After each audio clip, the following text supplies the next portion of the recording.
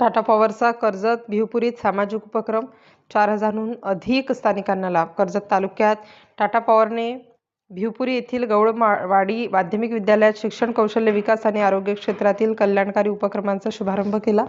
कंपनीच्या 1,000 megawatt pumped storage project क्षेत्रातील 4,000हून अधिक गावकरी, शाळकरी, आदिवासी मुलांना, महिलांना व नागरिकांना याचा लाभ मिळणार आहे.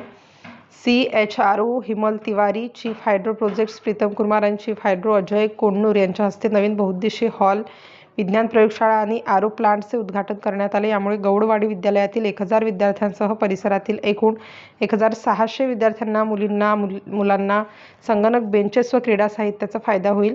कौशल्य विकासाअंतर्गत 200 महिलांना इलेक्ट्रिशियन, प्लंबिंग, ब्युटी केअरचे प्रशिक्षण व टूल किट देण्यात येईल. 70 तरुणांनाही तांत्रिक प्रशिक्षण देऊन रोजगारक्षम बनवण्यात आलं.